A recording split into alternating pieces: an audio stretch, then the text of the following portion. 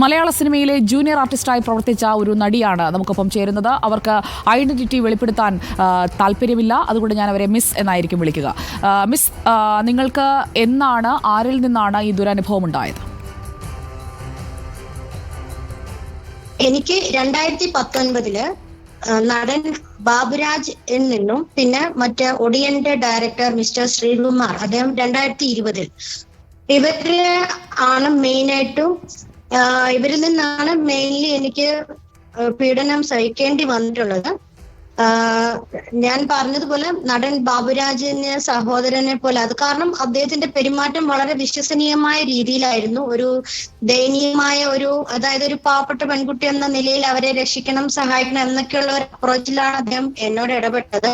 ആ ഒരു വിശ്വാസ്യത വെച്ച് മുതലെടുത്തുകൊണ്ടാണ് ഞാൻ അദ്ദേഹത്തിന്റെ ആലുവയിലുള്ള വീട്ടിൽ പോയത്. ഇപ്പോ 1-2 പ്രതികരണങ്ങൾ ഞാൻ കണ്ടു. അദ്ദേഹത്തിന് ആലുവയിൽ വീടില്ല, അല്ലെങ്കിൽ വീട് വാസയോഗ്യമല്ല എന്നൊക്കെ അദ്ദേഹം പറയുന്നുണ്ട്. പക്ഷേങ്കിലും നമുക്ക് യൂട്യൂബിൽ പല ബ്ലോഗ്സ് ഉണ്ട്. അതുപോലെ തന്നെ അദ്ദേഹം താമസിച്ചിരുന്ന ആ സ്ഥലത്ത് എത്തിയാൽ തന്നെ നമുക്ക് മനസ്സിലാവും അവിടെ ഒരു പബ്ലിക് സ്കൂൾ ഉണ്ട്. അവിടെ ചെന്നാൽ നമുക്ക് ബോധ്യപ്പെടുന്ന കാര്യമുള്ളൂ അദ്ദേഹത്തിന്റെ പേരിൽ ഉള്ള വീടാണോ എന്നുള്ളത് നമുക്കറിയില്ല. പക്ഷെ അവിടെ വീടുണ്ട്, അദ്ദേഹത്തിന് ജീവൻ എന്ന് പറയുന്ന ഒരു അസിസ്റ്റന്റ് ഉണ്ട്.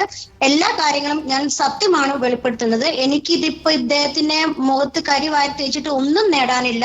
കാരണം ഞാൻ ഇപ്പോ സിനിമാ മേഖലയിൽ പ്രവർത്തിക്കുന്ന ഒരാളല്ല.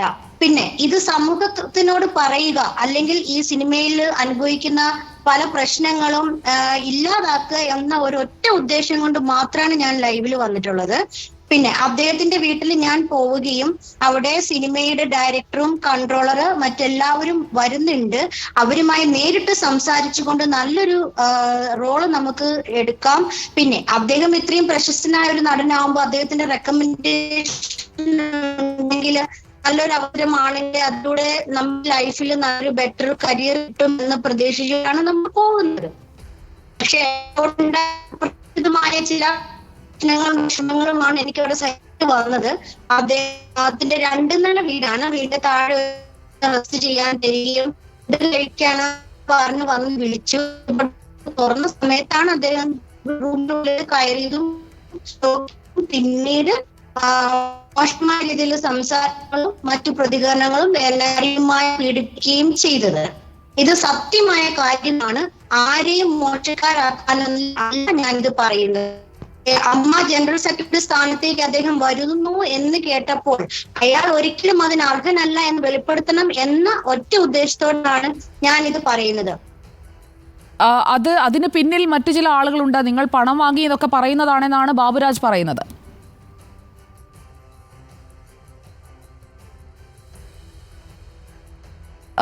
കേൾക്കാമോ? അതായത് ബാബുരാജ് പറയുന്നത് ബാബുരാജ് പറയുന്നത് നിങ്ങൾ മറ്റാരുടെ കയ്യിൽ നിന്നോ പണം വാങ്ങി വെളിപ്പെടുത്തൽ നടത്തുന്നു എന്നാണ്. തീർച്ചയായും എനിക്ക് ആരുടെയും പൈസയുടെ ആവശ്യമില്ല.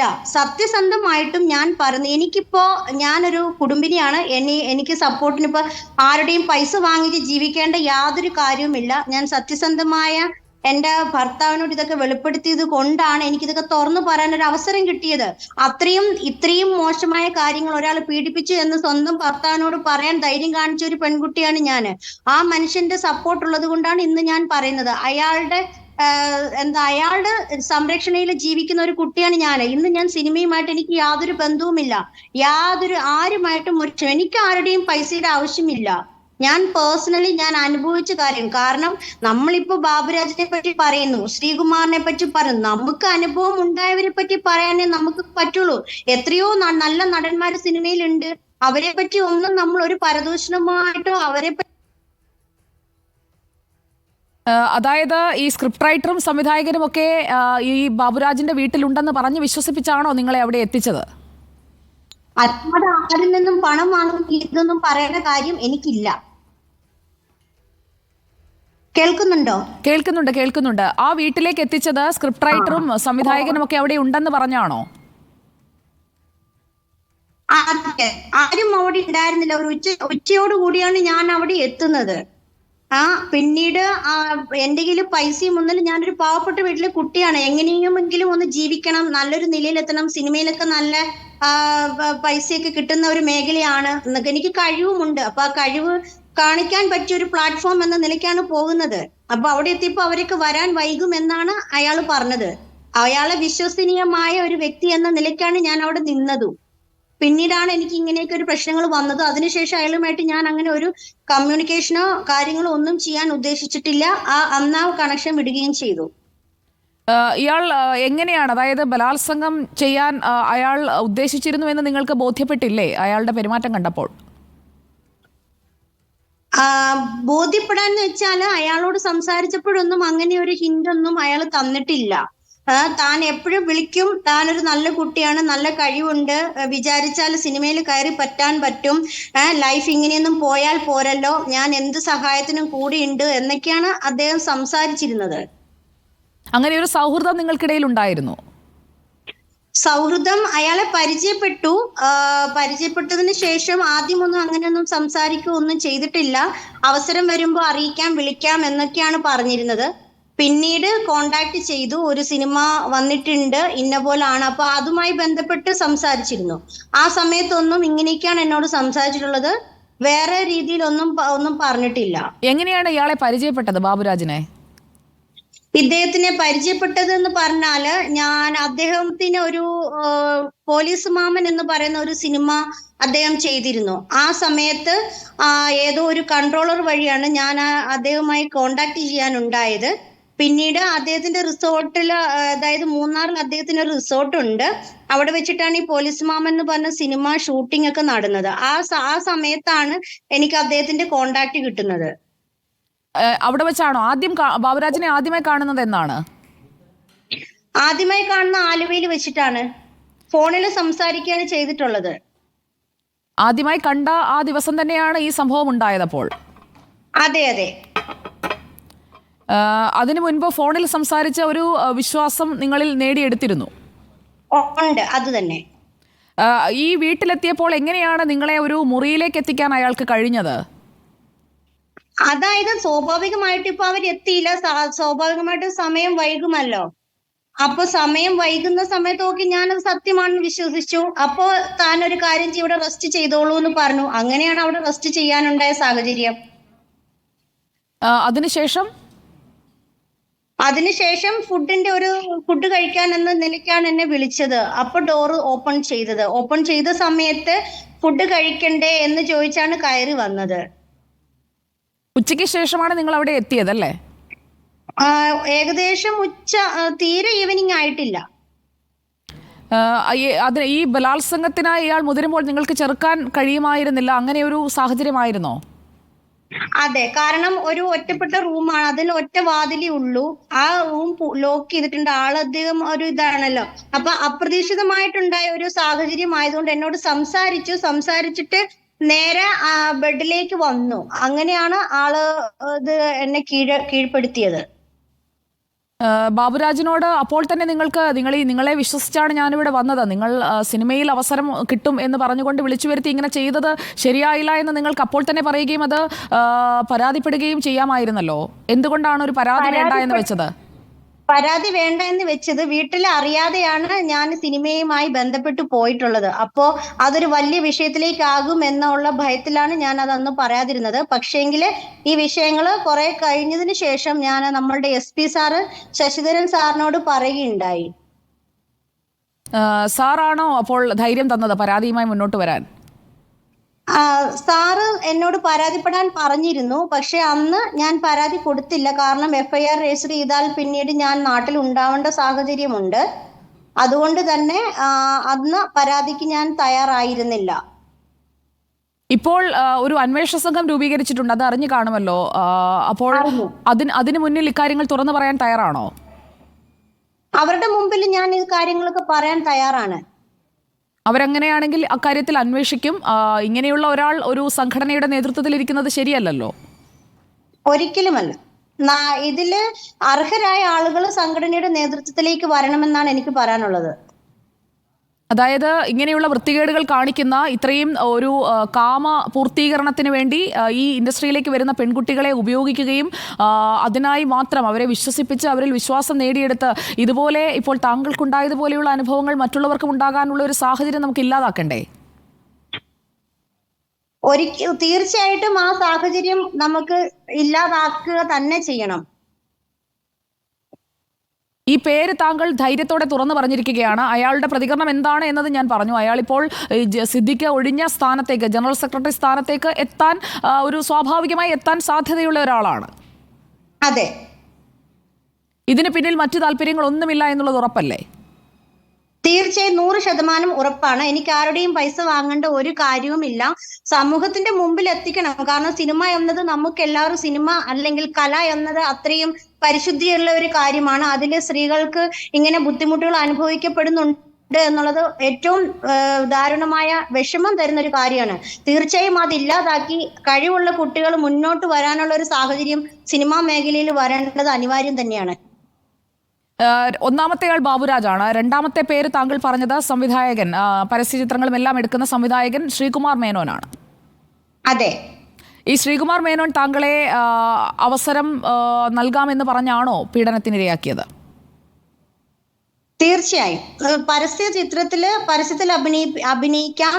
കല്യാൺ സിൽക്സിന്റെ പരസ്യമുണ്ട്, അതുപോലെ അതിലേക്ക് നമുക്ക് നോക്കാം എന്ന് പറഞ്ഞാണ് എന്നെ വിളിച്ചത്. അദ്ദേഹത്തിന് മീറ്റിംഗ് എറണാകുളത്ത് ക്രൗൺ പ്ലാസയിൽ വെച്ചിട്ടുണ്ട്. അന്ന് വരുവാണെങ്കിൽ നേരിട്ട് കാര്യങ്ങൾ സംസാരിച്ച് നമുക്കത് തീരുമാനത്തിലാക്കാം എന്നാണ് പറഞ്ഞത്. അതിനു മുൻപ് നിങ്ങൾ ഏതെങ്കിലും ചിത്രങ്ങളിൽ അഭിനയിച്ചത് കണ്ടിട്ടാണോ? എങ്ങനെയാണ് ശ്രീകുമാർ മേനോനിലേക്ക് എത്തിയത്? ഞാൻ അഭിനയിച്ച ചിത്രങ്ങൾ കണ്ടിട്ടാൽ ഞാനാണ് അദ്ദേഹത്തെ കണക്ട് ചെയ്തത്. അപ്പൊ പരസ്യ കാര്യങ്ങളുമായി ബന്ധപ്പെട്ട് കൺട്രോളേഴ്സ് ഒക്കെ ഉണ്ടായിരുന്നു. അപ്പൊ ഇദ്ദേഹം പരസ്യം ചെയ്യുന്ന ആളാണ് എന്ന് പറഞ്ഞാണ് എനിക്ക് ആ നമ്പർ കിട്ടിയത്. അപ്പൊ അദ്ദേഹത്തെ കണക്ട് ചെയ്യുകയും പരിചയപ്പെടുകയും അതിനുശേഷം അദ്ദേഹത്തെ കാണുകയുമാണ് ചെയ്തത്. എത്ര സിനിമകളിൽ അഭിനയിച്ചിട്ടുണ്ട് താങ്കൾ? ഞാനൊരു 2-3 സിനിമകളിൽ അഭിനയിച്ചിട്ടുണ്ട്. ഒരു സീരിയലിലും ചെറിയ വേഷം ചെയ്തിരുന്നു. പിന്നീട് അതെല്ലാം ഒഴിവാകുകയാണ് ചെയ്തത്. ജൂനിയർ ആർട്ടിസ്റ്റ് പിന്നീട് സിനിമ മേഖല എനിക്ക് വേണ്ട എന്ന് ഞാൻ തീരുമാനിച്ച് പിന്മാറിയ ആളാണ്. അവസാനമായി അഭിനയിച്ചത് ഏത് വർഷമാണ്? 2020-21 കാലയളവിലാണെന്നാണ് തോന്നുന്നത്. അതിനുശേഷം സിനിമ പൂർണ്ണമായും വേണ്ട എന്ന് വെച്ചു? പൂർണ്ണമായും വേണ്ട എന്ന് തന്നെ വെച്ചു. കാരണം നമ്മൾ വിളിക്കുമ്പോൾ, അല്ലെങ്കിൽ നമ്മളെ സിനിമയ്ക്ക് വേണ്ടി വിളിക്കുമ്പോൾ ആദ്യം അഡ്ജസ്റ്റ്മെന്റ് ആണ് ഇവർ ചോദിക്കുന്നത്. അപ്പോ പല പ്രാവശ്യം ഇങ്ങനെ ആയി കഴിഞ്ഞപ്പോൾ ഞാൻ പിന്നെ അത് ഒഴിവാക്കി. പിന്നീട് അത് തന്നെയല്ല, ഓഡിഷനൊക്കെ പോയ സമയത്താണെങ്കിലും മോശമായ അനുഭവങ്ങളാണ് ഉണ്ടായത്. പിന്നീട് ഇത് ശരിയാവില്ല എന്ന് എനിക്ക് തന്നെ തോന്നി. ഇതിപ്പോൾ രണ്ടാമത്തെ അനുഭവമാണ്. ഈ ശ്രീകുമാർ മേനോന്റെ ഇൻസിഡന്റ് ആണോ അതോ ബാബുരാജിന്റെ ഇൻസിഡന്റ് ആണോ ആദ്യം ഉണ്ടായത്? ബാബുരാജിന്റെ ആണ്. ഈ ശ്രീകുമാർ മേനോന്റെ സംഭവം നടക്കുന്നത് ഏത് വർഷമാണ്? 2020-ലാണ്. അന്ന് ഇതേക്കുറിച്ച് മറ്റാരോടെങ്കിലും പറയാൻ, അതായത് രണ്ടാമത്തെ ഇൻസിഡന്റ് ആണല്ലോ, പരാതി കൊടുക്കാൻ മുന്നോട്ട് പോകാമായിരുന്നില്ലേ? അതോ പേടിയായിരുന്നു അന്ന്? പരാതി കൊടുത്ത് FIR ഒക്കെ ആകുമ്പോൾ ഇവർക്ക് ഫെയിമിലുള്ള ആളുകളായതുകൊണ്ട് എന്റെ നിലനിൽപ്പിനെ അത് ബാധിക്കും എന്നുള്ള ഒരു പേടി കൊണ്ടാണ് ഞാൻ ഇതൊന്നും തുറന്നു പറയാഞ്ഞത്. ഇപ്പൊ എനിക്ക് നല്ല സപ്പോർട്ടിന് ഒരാൾ വന്നപ്പോഴാണ് എനിക്കിതൊക്കെ ഓപ്പണായിട്ട് പറയാൻ പറ്റുന്നത്. പിന്നെ ഹേമ കമ്മിറ്റി റിപ്പോർട്ടും അത് അനിവാര്യമായ ഒരു ഘടകമാണ് ഇതൊക്കെ ഓപ്പണായിട്ട് പറയാൻ പറ്റിയൊരു സാഹചര്യം.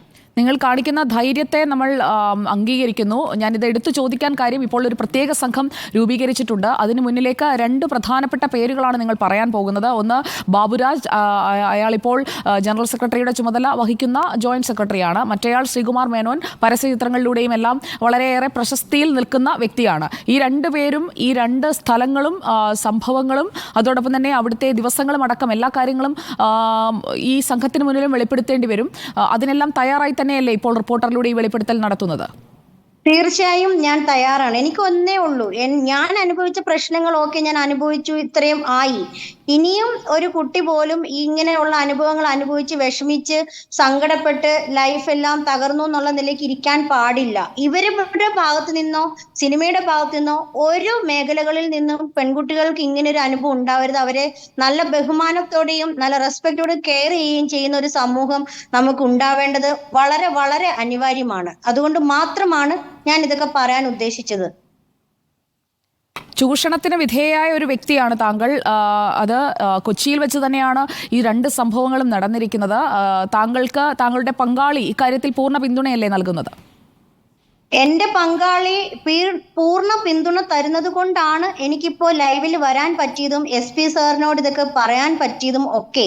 അദ്ദേഹം ഞാൻ ഇങ്ങനെയൊക്കെ വേദനകൾ സഹിച്ച ഒരാളായപ്പോ എന്നെ തള്ളിക്കളയുക അല്ല ചെയ്തത്.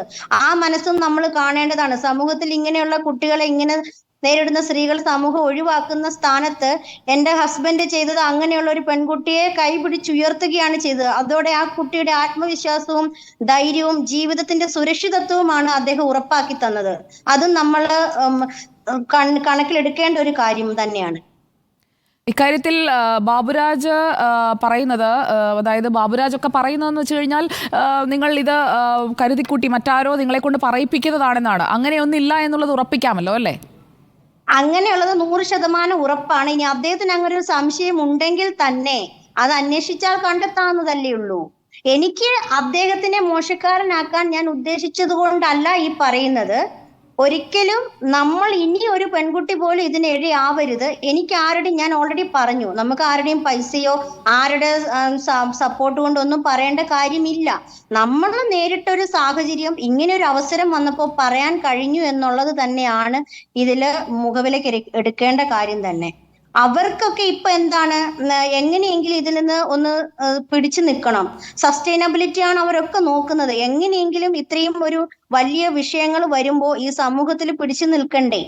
ഈ രണ്ട് വ്യക്തികളും നിങ്ങളെ പൂർണ്ണമായി നമ്മൾ വിശ്വസിക്കുന്നു. കാരണം ഒരു ഇരയാക്കപ്പെട്ട പെൺകുട്ടിയാണ്. അതായത് ലൈംഗിക താല്പര്യത്തോടെ സമീപിച്ച ആളുകളെ കുറിച്ചാണ് ഇതുവരെ എല്ലാവരും വെളിപ്പെടുത്തിയത്. പക്ഷേ നിങ്ങൾക്ക് ലൈംഗിക പീഡനം, നിങ്ങൾക്ക് ബലാത്കാരമായി നിങ്ങളെ പീഡിപ്പിക്കുന്ന സാഹചര്യം രണ്ടുപേരിൽ നിന്നും ഉണ്ടായി എന്നുള്ളതാണ് ഇപ്പോൾ വെളിപ്പെടുത്തിയിരിക്കുന്നത്. ആ വെളിപ്പെടുത്തിന്റെ ഗൗരവം ഉൾക്കൊണ്ട് തന്നെയല്ലേ അത് പറയുന്നത്?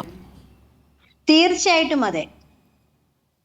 ഇക്കാര്യങ്ങൾ സമൂഹം ഭയപ്പെടണം. കാരണം സിനിമാ മേഖലയിൽ ഈ പെൺകുട്ടികളെ ചൂഷണം ചെയ്യുന്നതിൽ യാതൊരു ഭയവും ഇല്ലാത്ത ആൾക്കാരാണ് സിനിമ ഫീൽഡിൽ വർക്ക് ചെയ്യുന്നത്. അതെന്തു എല്ലാവരെയും അല്ല, നല്ല ആൾക്കാർ ഇപ്പോഴും ഉണ്ട്. പക്ഷേങ്കിൽ ഇവരെ കൊണ്ട്, ഇങ്ങനെ ചെയ്യുന്നവരെ കൊണ്ട് മൊത്തത്തിൽ ഒരു സിനിമാ മേഖല എന്നാണ് എല്ലാവരും പറയുന്നത്. അത് തെറ്റ് ചെയ്തവരും ചെയ്യാത്തവരുമുണ്ട്. എന്നാലും പറയുമ്പോൾ സിനിമാ മേഖല എന്നാണ് പറയുന്നത്. അപ്പൊ അത് എല്ലാവരെയും ബാധിക്കുന്ന കാര്യമാണ്. ഇക്കാര്യത്തിൽ ഈ രണ്ടുപേരെയും പരിചയപ്പെട്ടത് പ്രൊഡക്ഷൻ കൺട്രോളർമാർ വഴിയാണല്ലേ? അതെ. അതിനെപ്പറ്റി നിങ്ങൾ എന്നോട് പേര് ചോദിച്ചാൽ അതൊന്നും എന്റെ ഓർമ്മയിലില്ല. കാരണം ഇപ്പൊ ഞാൻ നല്ലൊരു ലൈഫ് കിട്ടി നല്ല സന്തോഷത്തിലാണ്. അപ്പോ നമ്മൾ അനുഭവിച്ച പ്രശ്നങ്ങളും വേദനകളും ഒന്നും ഓർക്കാൻ ഇഷ്ടപ്പെടുന്നില്ല. അതുകൊണ്ട് തന്നെ ആ പേരുകളൊക്കെ എന്റെ ഓർമ്മയിലില്ല. ആ വ്യക്തികൾക്ക് നിങ്ങളെ അവരിലേക്ക് എത്തിച്ചു കൊടുക്കുന്ന ഒരാളായിരുന്നോ? മനസ്സിലായില്ല. അതായത് ഈ ബാബുരാജിൽ നിന്നും ശ്രീകുമാർ മേനോനിൽ നിന്നും ഇങ്ങനെ ഒരു പീഡനമാണല്ലോ നേരിട്ടത്. പീഡനത്തിനിരയായ ഒരാളെന്ന നിലയിൽ ഇവരിലേക്ക് എത്തിച്ചു കൊടുത്ത വ്യക്തിയോട് ഈ ദുരനുഭവത്തെക്കുറിച്ച് നിങ്ങൾ പറഞ്ഞിരുന്നോ? അതിൽ ഒരാളുടെ അടുത്ത് ഞാൻ പറഞ്ഞിരുന്നു. എന്നാൽ പോലും അവര് സിനിമയിലുള്ള ആളുകളല്ലേ. അപ്പൊ അവര് പറഞ്ഞു ഇതൊക്കെ സ്വാഭാവികമാണ് സിനിമയില്, അതുകൊണ്ട് അതൊന്നും പറഞ്ഞിട്ട് യാതൊരു കാര്യവും ഇല്ല എന്നാണ് അന്ന് പറഞ്ഞത്. ഓക്കെ. ഇക്കാര്യങ്ങൾ അന്വേഷണ സംഘത്തിന് മുന്നിൽ വെളിപ്പെടുത്തൂ. നമ്മുടെ നിയമ സംവിധാനം അതിനായി നിങ്ങൾക്കായി ഒരു അന്വേഷണ സംഘത്തെ തന്നെ രൂപീകരിച്ചിരിക്കുകയാണ്. ഇപ്പോൾ ഇവിടെ വെളിപ്പെടുത്തിയതുപോലെ തന്നെ ഇതിന്റെ ആധികാരികത ഉറപ്പിക്കുന്ന തരത്തിലുള്ള സ്ഥലവും കാര്യങ്ങളുമെല്ലാം അവർക്ക് മുന്നിൽ വിശദീകരിക്കേണ്ടി വരും. അതിനായെല്ലാം തയ്യാറെടുക്കുക. വളരെ നന്ദി പ്രതികരിച്ചതിന്. ഓക്കെ. ജൂനിയർ ആർട്ടിസ്റ്റായ നടിയാണ് ഇക്കാര്യങ്ങൾ പറഞ്ഞത്. നടൻ ബാബുരാജും ഒപ്പം സംവിധായകൻ ശ്രീകുമാർ മേനോനും പീഡിപ്പിച്ചു എന്നുള്ളതാണ് അവരുടെ വെളിപ്പെടുത്തൽ. ഇക്കാര്യത്തിൽ പ്രത്യേക അന്വേഷണ സംഘത്തിന് മുന്നിൽ തുറന്നു പറയാൻ തയ്യാറാണ് എന്നതുമാണ് ജൂനിയർ ആർട്ടിസ്റ്റായ നടി ഇപ്പോൾ റിപ്പോർട്ടറിലൂടെ വെളിപ്പെടുത്തിയിരിക്കുന്നത്. നമുക്ക്